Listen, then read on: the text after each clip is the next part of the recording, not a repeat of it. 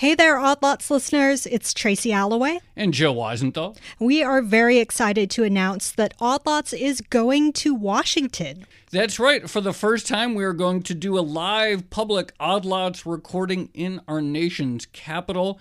That's going to be March 12th in Washington, D.C. at the Miracle Theater.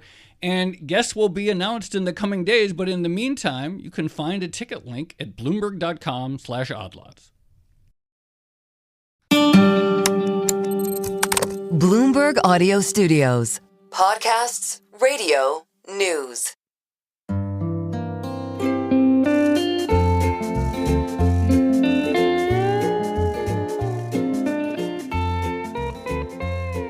Hello and welcome to another episode of the Odd Lots podcast. I'm Joe Weisenthal. And I'm Tracy Alloway. Tracy, gold has had a really good year. Here's a question. Here's a question. Yeah. One of the last times we talked about gold, you made fun of me for being a gold bug. Are you going to start this episode out by doing the same thing? No, you are completely vindicated. Gold has done really well over the long term, over the last several years. It's been one of the best performing assets. It's stable. I take back everything I ever implied negatively about gold. You're going to be nice to the gold bugs now? Gold. Yeah. All right. I'm not I will capitulating, say, but it's look, the chart's great. I will say I'm sort of an accidental gold bug. It has not been a conscious choice to accumulate, but it has turned out really well. So gold keeps hitting record after record. As we're recording this, I think it's at 2,600 an ounce. Yeah, 26.49. It had gotten as high as 2,800 almost in October, but it's been, it's the last couple of years have been phenomenal. That's crazy. And the other really interesting thing is, it started going up even as the Federal Reserve was raising rates, which is something that you don't normally see. Normally gold has that inverse relationship to rates, that negative correlation. Yeah. And I guess the demand has just been so strong that it doesn't really matter this time around. Can I say something? Mm-hmm.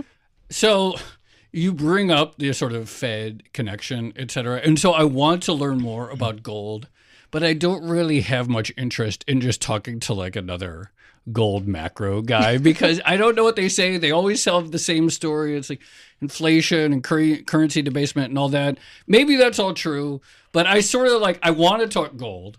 But I just I sort of felt going into this conversation that we can't just talk to someone who's just, going to tell the same story they could have told about gold every single day for the last 20 years. I think it's a very valid feeling to have. There is something physical about gold. Obviously, it's shiny. It's fun to hold. Even silver, you can have fun stacking those coins, as I know personally. So it makes sense to talk to someone who's in the physical market. We're going to talk about what's going on in the gold market, but actually get into why people love gold so much and why people want to be covered in gold. And why right now? Why right now? Why people want to accumulate gold, have it in their safes, have it on their person, etc.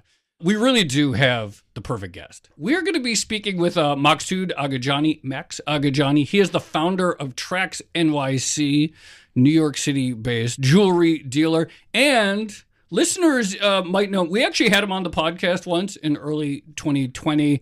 And listeners might know him if they ever saw the movie Uncut Gems, one of my favorite movies of the last few years, because he actually was in the movie. He played, I guess, kind of himself to some extent in the movie. I think the character's name was Yossi, in the Diamond District, in the Gold District in Manhattan. And we're going to talk all things gold with Maksud, a.k.a. Yossi. Thank you so much for coming back on Odd Lots. Thank you for having me for a second time. What's your life been like the last 4 years? How did that all change your life? The Odd Lots, how did that change? How did coming on? It's only been up from there. I gotta be honest. That little movie that you appeared in at the end of 2019. The movie did good. Odd Lots did good. Other podcasts did good, and all the social media also did really good for me. Here's an important question. Did you bring me the diamond-encrusted Furby? That's I did all not. I want out of life. In all reality, it wasn't even diamonds in that thing. It was made out of brass. So I know. It's movie magic. Honestly, I would take the brass version too, but it might not be good for your skin, but... Oh, really? What does brass do to your skin? It turns it green. She got it. She knows it. Yeah. All women know this, the big difference between gold and brass. So other than the fact that gold doesn't turn your skin green, right. what is it that people love about gold? Why do people buy gold from you? Well, gold is for people who have money to burn, right? You could go back thousands of years. If you're an Egyptian pharaoh and you're not starving, you have plenty of labor and grain and land and property, what don't you have? Well, I guess I want to make a gold casket, a gold esophagus, so to speak, and maybe some peasant might find some in the field, and I'll give him the grain he needs, and he'll give me the gold. So it accumulates with people who are not struggling, and that turns it into a status symbol, you know? Joe, I remember you actually wrote a really good piece about the history of gold and how it was sort of intermingled with power, and this idea that, you know, like, you needed a big military basically to go out and get gold, and you needed a lot of labor to dig it up. And so it became very much associated with power. It's like a proof of work, right? Yeah. If you can, like even in the Bitcoin sense. Also, you know, one thing, Tracy, you know, Max mentioned the pharaohs. Gold doesn't tarnish, right? No. And so it's like historically going back thousands of years, it was associated with the gods as like one commodity that is truly immortal in a way that most things that we find on Earth aren't. Okay, I have a really dumb question though. When gold is hitting records like it is right now, do you see more or less demand for jewelry? I mean, it's kind of stable, to be honest. You know, when I started my business in 2004, gold was about $300 an ounce. Now it's $2,500, $2,600, fluctuating over there. I've watched it the whole way. Its increase in price does have a little bit of effect on the demand, but not that much. But, you know, at some point, people can't afford what they want. Back in 2004, you could stack yourself with gold, 14 karat at $12 a gram or whatever it was. It was a great time to really stack gold. But now, your dollar doesn't go so far, and you can't really have as much as you'd like.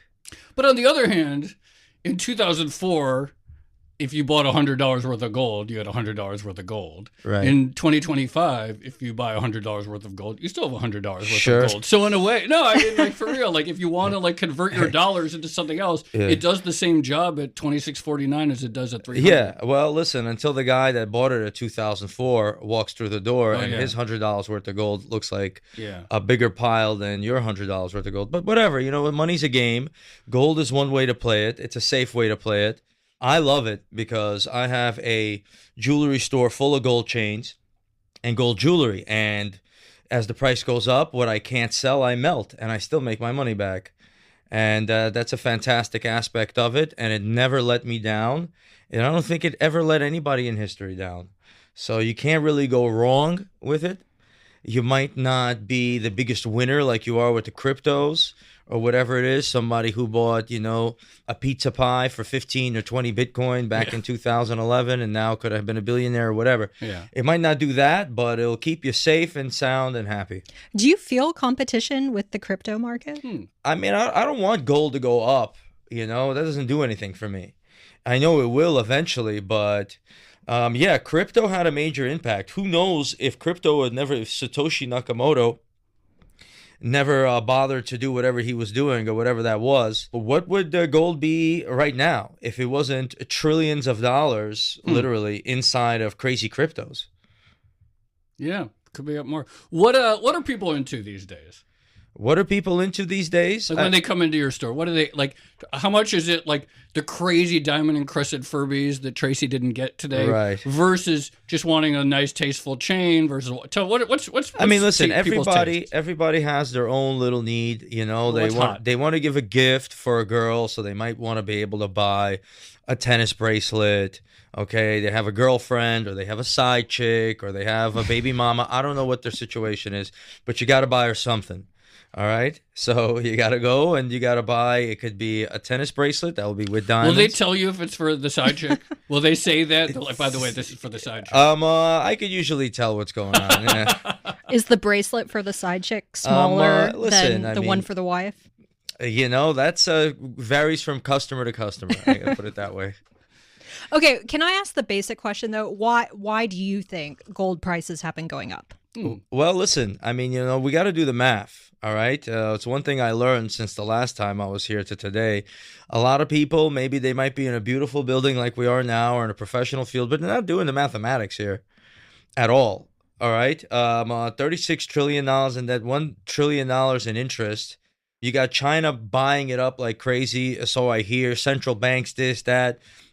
If you look into numbers, you're going to find out what's really going on. And it's like the Wizard of Oz out there. You really don't want to look behind the curtain here, because I don't know what you're going to find there and how this is all going to come to a head as things get turbulent, when in the new administration or what have you, whatever you want to call it, and cryptos and quantum computing and robots and this and that. I don't really know how it's all going to play out, but I know that if anything happens, I have my safe, my combination to my safe, my security system, and my physical assets that I can rely on.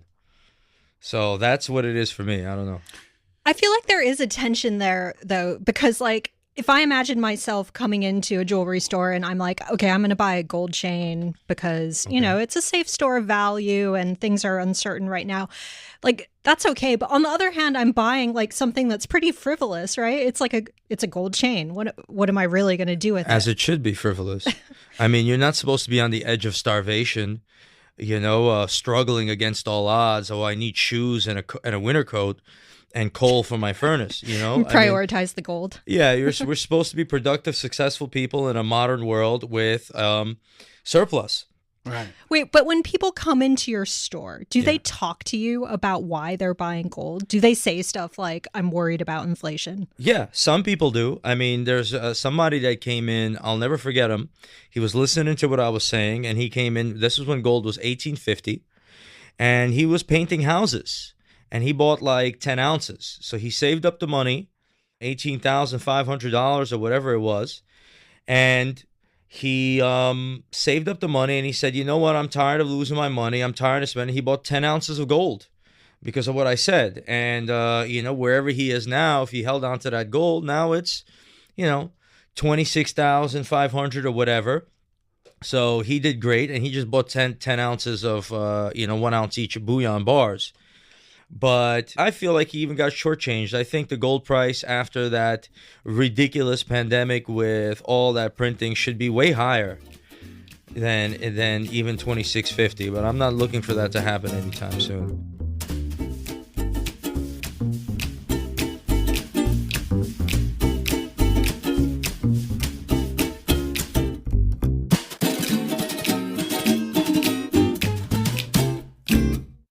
One thing that I always liked on your Instagram page, and I'm not sure if you've done one recently, you used to do like these really fun, like sort of like, let's take a look at geopolitics and like the charts and the maps. Have you still been doing that? Yeah, I mean, that's not like the I found that to be very entertaining. Well, it's you good guys content would. marketing. Yeah. You guys are, a little smart and stuff like that. But for the average person in the crowd, sometimes I have to do something a little bit more. I remember like years ago, I don't know what year it was, and you had like the chart of Iran and the chart, and like the different like tensions in the Middle East. I do that on TraxNYC. That's the TraxNYC page. Yeah, okay. Yeah. I have a little side channel where I talk about what's really going on in the world. But when it comes to my main pages, I have to make money. Yeah, I get okay, that. So I have to go and I have to stick around the materials, the diamonds, the sapphires, the gold, and I have to market my jewelry to the masses in a clever way, make my money, buy more gold chains. I'm placing an order for $500,000 for 7 kilos, of gold chains. I'm going to flood out my shop, and I'm going to hunker down, and I'm going to wait for it all to end. What are your security costs like now? Well, listen, I mean, I'm in the middle of the Diamond District. My rent is about $50,000 a month. But I have 3 spaces up, in 14A, which is on the 13th floor. And then I have a mezzanine, and then I have a storefront. And luckily, there's, police cars there and 2 precincts nearby. I'm next to Fox News and Rockefeller Center. So I'm in a safe place. If there's ever was a place to stash gold, this is the place to do it. So I'm going to take advantage of that fact. When you leave for the day, like how big is that protocol of like locking up everything? Right. Well, my staff does it. Okay. I have cameras. I see what's going on, and it's like a casino or a bank. If you make a proper protocol, you don't have to sit here and worry about it so much. When you talk about buying 500,000, 7 kilos worth of gold, making a $500,000 order, what's that What's that like? Who are the big players in the sort of wholesale gold distribution? And for anybody doing the math, that's in 14 karat gold. Okay, so okay. they're going to 7 kilos. They're going to be thinking this guy's some not on the up and up. That's coming from different chain manufacturers. Okay. In Italy, sometimes could be Indonesia or somewhere else, and they have factories and they source their gold however which way they do it. You know, I've been to some of these factories. They're beautiful factories, family run. But I like to buy my gold in gold chains. Now, if I buy gold bars or grain, and I do that often as well, I do that right on the street on 47th Street with several different vendors there that are really, really cool people worth visiting and learning about. What do higher gold prices actually do for your profit margins? Because I imagine like the actual manufacturing cost is probably the biggest chunk. Yeah, that's not the manufacturing cost is not the biggest chunk. I mean, the gold, the material is the biggest by far. And it eats away, and then you have to raise your prices. But jewelry is the only industry in which you raise your prices and sales could go up because people associate that with a higher quality, right? You know, they'll look, if people don't know anything about it, they'll say, hey, this sapphire is $30,000, this one's $20,000, so that sapphire must be better than this one. You know, and that's how people think about jewelry, and that's the psychology behind it. And, you know, that works in our favor if we're building a jewelry brand or whatever. So, by the way, we're recording this on January 7th. Just today, Mark Zuckerberg, the Meta CEO, the Facebook guy, released a video about content moderation, and a number of people noticed he was wearing a $900,000 watch.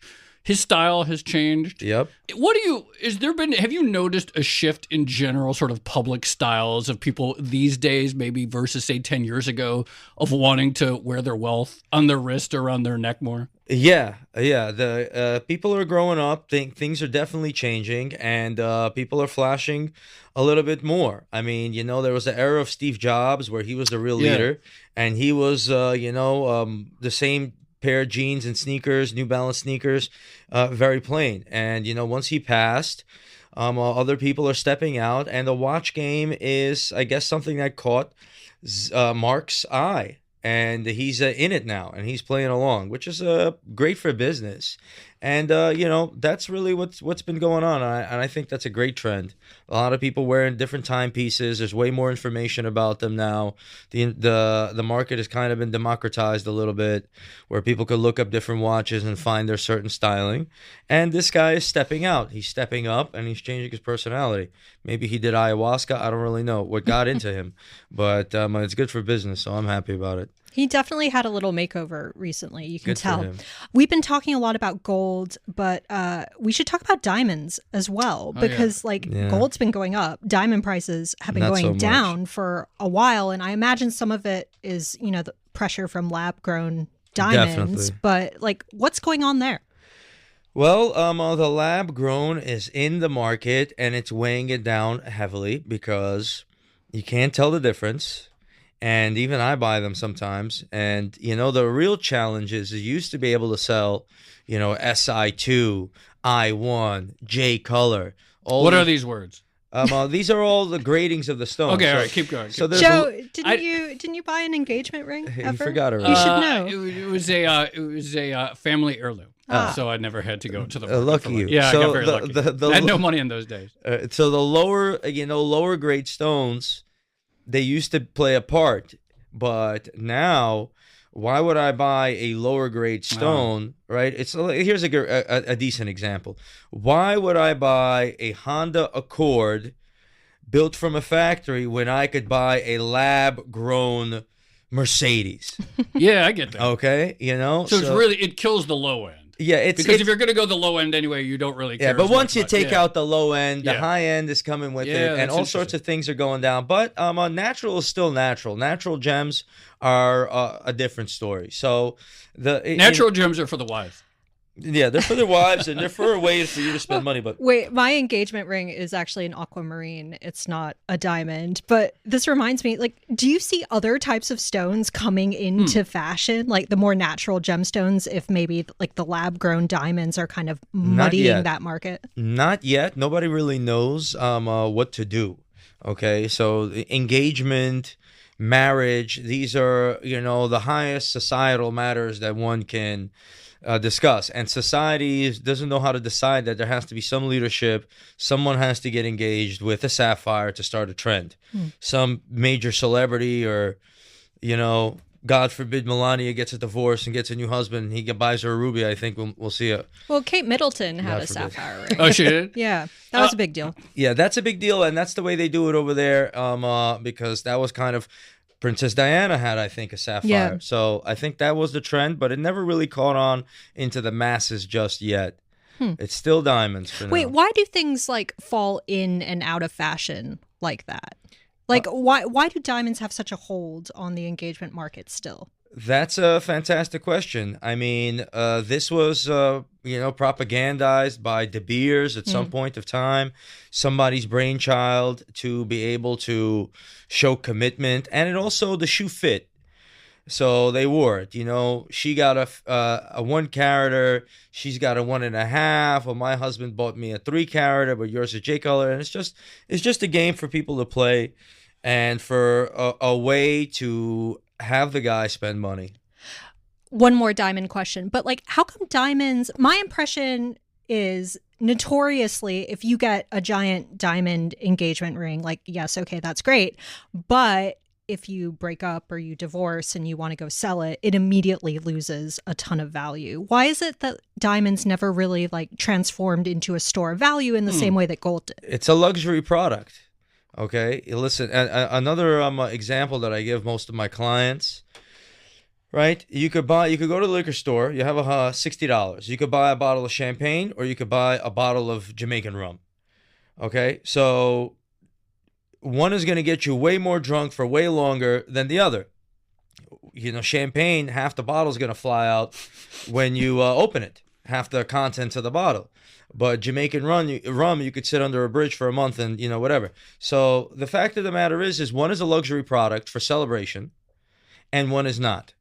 Okay? If you really want, if you're somewhere in the Middle East or in Asia and you're getting married, you're going to cover your wife in gold so she could feel secure about her, marriage or divorce or commitment or whatever. But here in the West, at the top 1% of society or civilization or whatever it might be, it's a different trend. And you're buying something that is frivolous and luxurious. If you really want something that's going to keep your value, give your wife a gold bar or, you're not going to see in some, on Park Avenue at some major wedding hall or whatever, a wife covered in gold coins. Okay, all right. Like you would maybe one day. Maybe one day, yeah. After after the economy really takes a nosedive, then yeah, maybe. So that's the reason. Let's talk about watches a little more. You sell watches. I'm looking at a 92,000 fully iced out Sky Dweller Oyster Perpetual Rolex watch on your website. What's a cool watch brand these days? I mean, Rolexes are always in. Yeah. What are people into now? What's the hot thing in watches? Well, the big boys. Obviously, Patek Philippe, Audemars, and Rolex. And then if you really want to stand out, you might get a Breguet or, Cartier's or Cartier, as they like to pronounce it, is something that's also cute. But aside from that, listen, you're getting a watch not to tell the time. Let's just keep it real. Okay, you're getting a watch to have a status symbol. So they call Rolexes the new money. When you get your first real money, you get yourself a Rolex because it's going to do the job. You've arrived. Yes. And then from there, you go out further and further into something that might be a little bit, unknown, but amongst the community of people in the watches, it's respected. And there's definitely several different brands like that, and none of them come to mind at the moment. But, I usually rely on my friend Roman Scharf when it comes to watches. He's an expert in that field. I used to know a big luxury watch collector in Abu Dhabi. Maybe that's unsurprising. And I never really understood the thesis of like speculating on watches, but he was big into that. He would buy and then he would trade and sell. Is that an investment thesis that you buy into or not so much? Like at my store, I feel happiest when I have $1 million in watches and $1 million in gold or something like that. Okay, so you can't ever go wrong with those assets. And Rolex just raised their list prices. So the prices went up on all the watches, and anybody who has a Rolex gained, and anybody who didn't is going to have to get their dollars up even higher to get one. So you can't go wrong with some of those assets. And you go look, you'll see run into a YouTube video or something like that. Somebody who bought a Rolex straight out of the Army in 1958 or 1963, and they bought it and they kept the box and papers and they bought it for $650, and today it's worth $250,000 or $150,000 or must be nice. Yeah, I mean, a lot of the things, if you go and buy them today, and you're a young person, if you're a young person listening to this, a few might be, and you go and you buy a Rolex and you don't take the stickers off and you buy a limited edition and you keep it there, and then you're 65 years old. I know it seems like a long, long time from now, but that day is going to come. And if you pull that Rolex out of that closet or out of that safe, you're going to really be happy with what's going on. And that's the nature of watches, because these companies and these brands do something special for, their timepieces, and and it works. I want to ask a sort of real meat and potatoes business question, but going back to safety and security and operations, and you probably have to hiring people for your store can't be totally trivial, because you have to be able to trust them, et cetera. That must be a huge part of it. I'm curious what you've seen. I was talking to my barber recently, and he was saying he had a hard time hiring these days. And I said, well, what's the hard part? Is it that is it hard to find people who can cut hair? And he said, no, they're all on drugs. That's basically what he said. He said the hard part is basically just finding people who are sort of normal and put together. Right. And I'm curious, from your perspective, what you've seen on that front. Yeah. New York City is run down in a lot of different ways. So there's a lot of people that, you got to sort through a lot of people to find a good quality human being. Yeah. Okay. A lot of them are usually going to be immigrants that are coming here from all over the world, that are really looking to work and have a real work ethic, that they're expected to work. People that grow up in this society want to get high. Work is something that for them to just an obstacle for them to overcome, for them to enjoy themselves and binge on Netflix. Have you seen the desire to get high? And I mean here in the literal sense of drug use. Has that changed a lot in the 20 years that you've had Trax and having to deal with that? Well, listen, I smoke periodically and so on and so forth, but I have to make sure that I fulfill my obligations to my business. All right. Alcohol is a drug that people partake in after work or so on and so forth, but people have become abusive, and it's not just the drugs, it's the theft and the overall lack of work ethic in today's society. They just don't understand it, and people are doing the bare minimum, or they're pretending to work, or so on and so forth, and the moment you check on their work, that's a serious problem. Luckily the AI and the robots are coming, so they can finally go to Central Park and play frisbee or whatever they really want to do. But it's quite tragic, and those people need to be scrutinized and filtered out. And they really don't have any dignity or self-respect, in my opinion. Wait, am I going to be buying jewelry from a robot in the near future? Are they going to be behind the counter? Well, the beautiful thing is, you know what I'm saying? If jewelry is the last, or one of the last few businesses that escapes the eye of Sauron, which would be like a Jeff Bezos, right? All right, Amazon. It started out with books. Now it's paper towels. Now you could host a server. Now anything you can imagine, movies, TV shows. He gobbled up everything. But jewelry, I still have this little territory that I could expand in, and that's by the grace of God, if nothing else. So luckily, jewelry is kind of one of those few things that's not going to have a barcode on it.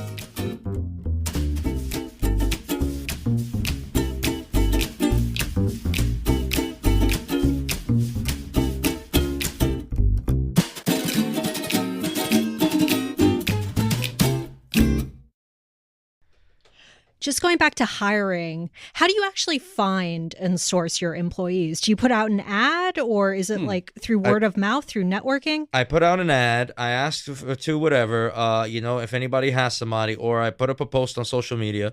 But the best way to hire, I find, is to tell somebody, hey, you're here for a 1-week trial, and if you do well, I'll extend that to a 1-month trial, and if you do well on that, a 2-month. I'm not hiring anybody. It's like getting married to somebody at this point. I'm not marrying them until I trust them and really get to know them and see them under a different circumstances. So it's not like the corporate world. It's the Diamond District. And I really scrutinize them. And I also ask the other opinions. Hey, how did this person do? Did this person say good? And once you have a good panel of people, then you can really rely on different opinions and build a good group. It's the biggest challenge, especially in the jewelry business. That's why people work with their family. Yeah. Is it front of shop that you have the hardest time? I mean, is it the people sort of like working the counter, talking about the jewelry, showing it to them? Or is it people in the back? Is it people, everybody. Everybody who touches expensive materials is scary to me. Somebody's picking up a casting. Someone's shopping for sapphires. Are they taking a bribe? Are they picking off some stones? Are they taking a couple of grams? Are they doing some other nonsense, nefarious business? Which I've seen it all. I've had employees just take stuff off the shelf and go to the scrapper and scrap it. Wow. I walked into my shop and I see someone is wearing a chain underneath their neck, a big one. And underneath their shirt, but I could see it through the shirt. I'm like, listen, what is that chain? And, he fast talks to me. He's like, no, I'm waiting for the client. He's going to come right back. I'm just going to give it to him. And And I'm like, there's no... Just keeping it warm in the meantime? Yeah. I'm like, there's no way this person is just looking me dead in the eyes and lying to me. I'm like, okay. Turns out he was just stealing it, ready to go home with it. I mean, listen, I've been through everything you can imagine. I've had people forge my signature on a check, pick up double castings. All right, you have to pick something up for a client. You pick up 2. You give 1 to the client, 1 for yourself. I've had it all, and I've lost my faith in humanity because of it. So it's humanity will fade away, but that 14-karat gold chain will be there for thousands of years. Wonderful. This gets back to the gold is permanent. We're right back where we started. Yeah. Wait, so one of the most annoying things I find about shopping for jewelry, and I mean, I don't shop for jewelry that often, but when I do, it's like the pricing transparency. Sure. You look in the case and half the time you can't read what's written on the label because they're often handwritten, or they've stuck the label like under the ring and so you can't see it. That's the fun part. Yeah. I get that it's good for you. Sure. But like, you do? What do those prices actually... how do those prices come about? Right. Like, what do they actually mean? I assume they're all negotiable. Yes. They usually are. Yeah. And then B, how often are you actually changing the labels? Like, if the price of gold goes up 20%. Yeah, 20%. Do you have to like go and rewrite all the little price tags? You might have to. That depends on what type of store or what type of operation you're running. Or sometimes you just do the math in your head. Or sometimes you say, hey, listen, price of gold went up. And next week I might change this tag, buy it now. So it is what it is. I mean, the price is based on the raw materials plus labor, plus design, plus the fee that I want to make. And like I said, it doesn't have a barcode on it. It's not like buying a digital camera right now where it's $4.95 on Amazon and $4.88 at Walmart. And you just, okay, I don't want to save this or I don't want to do that or whatever it might be. This is it still has a little bit of more of a romance to it to make the purchase and learn the raw materials. And, if I was to tell somebody out there, if you're shopping for something, you're the client, and what should you do is the real question, okay? What should Tracy do? All right, Tracy should walk into any jewelry store in the Diamond District, look at whatever she likes, say how many carats, how many grams, what's the price, and then walk out the door and buy nothing.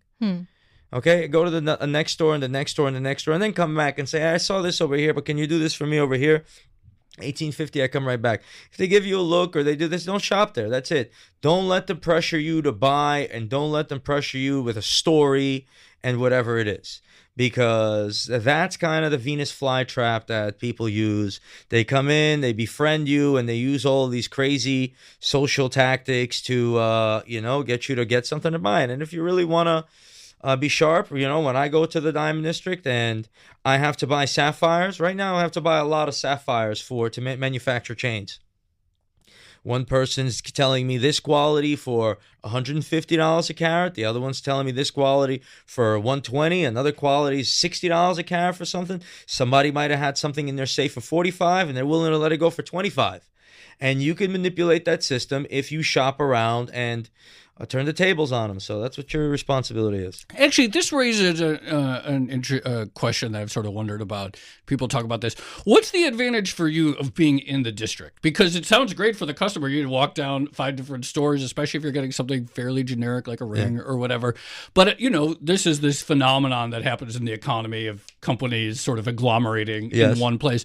What is the reason for... Why does it advantage you to be in the Diamond District versus somewhere else where there isn't a neighbor? I'll tell you right now. Well, maybe after work today, I'm going to stop by a Korean casting manufacturer that has got some new models of stretchy bands that have springs in them that are, diamonds all around. And that's not something I could have created or invented. They're not reaching the end consumer. They're not setting their own diamonds. They're just selling casting. So they have that. Someone else might have a sapphire or emerald that I need. And there is someone else might be an incredible diamond setter. There's a casting company that is able to do big castings if I want to cast a really big piece. Okay, someone's an expert in silver. I can't hire all these people. I can't put them all under one roof. And if you want to be, if I manufacture all my jewelry and I know exactly what I'm selling and I put it in a store, I'll go to Madison Avenue or whatever. I'll go downtown. But if I really want to be able to wheel and deal and be competitive, I want to work with all of my friends that I've been doing business with for 20 years. In the Diamond District and use all of the resources and all the creative energy that's there when it comes to the gems, the gold, the castings, the labor, the sizing, the engravings, the laser etchings, whatever it might be. It's a fun place to do business. Do you expect higher tariffs to impact you at all? No, not really. I don't really know. I mean, I hear so many stories about these tariffs. One person's this, one person's that. Listen, in my experience, getting people to pay to play isn't the worst thing in the world. So, it might be more difficult on one end, and then someone's got more money on the other end, and then this happens, and then that happens, and there's a chain reaction to a variety of different effects. Try it at this point. I'm tired of looking at America declining ever since I got here in 1993. Try something. If I opened a store, I'm actually going back to the diamond. Sometimes Tracy and I joke around about opening up, going into the businesses of the people we speak to. Can someone new just arrive in the Diamond District, or would they be looked at askance? How deep are the roots of everyone who's there? Pretty deep. I mean, money talks. You could establish relationships with money pretty quickly. I established mine with no money, but how'd you get your foothold there? Well, I started photographing jewelry and putting it up on eBay in 2004 when people laughed at jewelry on the internet. So this is when Amazon was pretty cheap to buy and I think was selling books or something at that time. So I was able to start photographing jewelry and putting it up on the internet. So I would photograph it, put it up, sell it, then buy it and ship it. And I was able to feed different vendors money until they would take me serious. And I learned the industry. But unless you have years and years of experience, you don't really want to sit here and go to the Diamond District and open up and do anything. Right. All right. This is, not the type of thing that you just want. It's like me saying tomorrow, well, I want to open up, a dentistry something. You know what I'm saying? Like, I don't know anything about that industry. I don't know anything about carpets. I don't know anything about, manufacturing or computers. It's not my field. I dedicated myself to a field. So if anybody wants to dive into that field, your grandkid might do well. But you might have a hard time with it. I don't know. There's one other thing I wanted to ask you, which is who is actually buying and whether you've noticed any changes there. Because we hear stories. I mean, obviously, you hear stories about like China's central bank buying lots of gold or Russia maybe. But do you notice it in terms of actual, do Chinese people come in and buy more gold lately? No, not here particularly, but they might be buying it from someone else. I'd really love to ask my gold vendor, Kahan, is his name, or Isaac is his name. Kahana's the company, and his father and his uncle put that together, put a business together. They went separate ways, and he just inherited. His father just retired when he was 80. He has a safe full of gold and silver, and he has lots and lots of customers. Who they are, I'm not sure. They're a variety of different people, but personally, people reach out to me once in a while. A family member, might want to run into some cash, or they just sold their business and they want to spend $500,000 on gold or something like that, or a variety of different people. I haven't seen a pattern. Okay, I haven't seen a pattern, and I really haven't seen a rush of it either. Right now, the game is crypto. So it's, that's what they're thinking about, and that's what it is. I'm not a big fan of it at all, because I've held gold my whole life. I've passed it, I've gave it, I've hit it, I've sold it, I bought it, I melted it. I've never held a Bitcoin. I've never seen one. I've heard of them, and I know they're out there somewhere, but I don't want to wake up in the morning and need my Wi-Fi password to get my money. How secure is your safe password? Is that just in your head? I guess you could always bust it open if you forget it, right? Yeah, I mean, it's the security is about the cameras that are pointing at it, and there's a combination plus a key.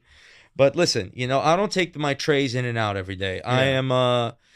I don't do any of that, to be honest. I have managers and managers that manage groups of people that I trust. Some people are trustworthy, believe it or not, in this world. Few. And the example I give is like this, right? There's a lot of iron in the world and a lot of base metals, and there's very little, but there is gold. Same thing with people. There's a lot of untrustworthy people. There's a lot of base metals. There's a lot of base people. And then there's a few amazing people that are special, just like the gold and metal is special. And the universe creates them just like the universe creates gold. You look at the periodic chart. You got to figure out where that came from. That's up to you to decide. Wait, actually, one last question. In Uncut Gems, and Adam Sandler gave the stone to Kevin Garnett to hold for a while for good luck. Would a jeweler ever do that? Yeah, anything can happen. I mean, you might be doing a promotion and you might be putting diamonds on someone, and that stressed me out so much. The thought of I'm just going to the whole movie was stresses me out too. Living it for 20 years has been stressful as well. So yeah, you definitely give your gold and your jewelry and your watches to different people, and you hope you find them at the end of the night, whether they're going to an award show.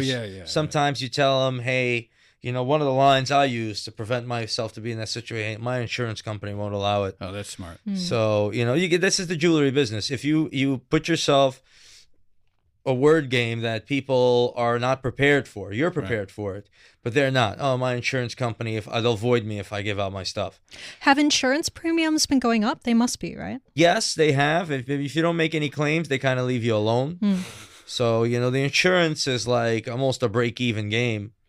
Right, my insurance is expensive, and if you use it, it goes up, and if you don't use it, you're giving them the money, and so on and so forth. But better to have it and not use it. Yeah. Does it go up in tandem with the price of gold, though? No. Huh. Maksud Agadjani, TraxNYC. Thank you so much for coming on Oddline. Hey, thank you. You guys were. Thank you for giving me this golden opportunity. Glad to have given you your start all those years ago. We had to have at least one pun in the conversation. No, that was fantastic. Thank you so much. Hey, that was a lot of fun. Hey, I'm glad.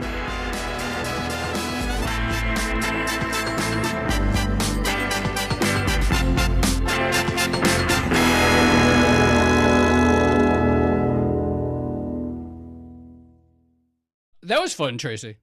It's always fun. Talking gold jewelry with Max. And I mean, I guess the investment thesis has borne out so far. Gold's done great, but I know it was kind of a joke, but I really do take this seriously, that at any time, no matter what the price of gold is, $100 worth of gold is always $100. And so for real, because if you're thinking I have X amount of dollar value that I want to store in some other non-fiat form, this is true, right? Well, I'll tell you what was interesting was the idea of competition with the crypto market. Yeah, that was really interesting. Because it did sound, I mean, as he was saying, it does sound like people are kind of, it's sort of an either or. Yeah. Two, especially for like the people who want to like speculate on price, right? Yeah. Two other things that I thought were really interesting from that conversation. One is his description of what specifically lab-grown diamonds did to the diamond industry, about sort of chopping out the low end of the diamond market. Yeah. Because it makes sense. Why buy a cheap diamond or a low-grade diamond when you could get a high-grown lab? Like, once you've already established that you're going to get something cheap, why not get the lab-grown version? And then the way that filters through to the price overall. And I was just really interested in like his comments on hiring and how difficult that is. Like I said, I had heard that my barber said the same thing, like just this core aspect of like hiring people who are sort of like with it, not seeking to get high per se. Interesting comments there. I'm sorry. Speaking of being a bad worker, I'm very distracted by, I looked up the diamond encrusted Furby. Oh, yeah. So how much Gems. is that going for? Well, so it got auctioned off by A24, the production company. Oh, yeah. And I'm trying to find how much it went for, but I can't find it at the moment. But I'm just staring at all these like animated videos of the diamond Furby. I might watch that movie again. Do you want to? I found it so stressful the first time. I don't think I could. It was really stressful, but I know how it ends now. So maybe that'll make it a little bit. Maybe that'll make it a little easier. There's some people are making imitation gold Furbies. Gotta get one of those. Yeah, just get one of those. Okay. The bronze one. Shall we leave it there before I just start like narrating my online shopping? Yes, let's leave it there. Okay. This has been another episode of the Odd Lots podcast. I'm Tracy Alloway. You can follow me at Tracy Alloway. And I'm Joe Weisenthal. You can follow me at The Stalwart. Follow Maksud Agadjani. Check out his Instagram. It's TraxNYC.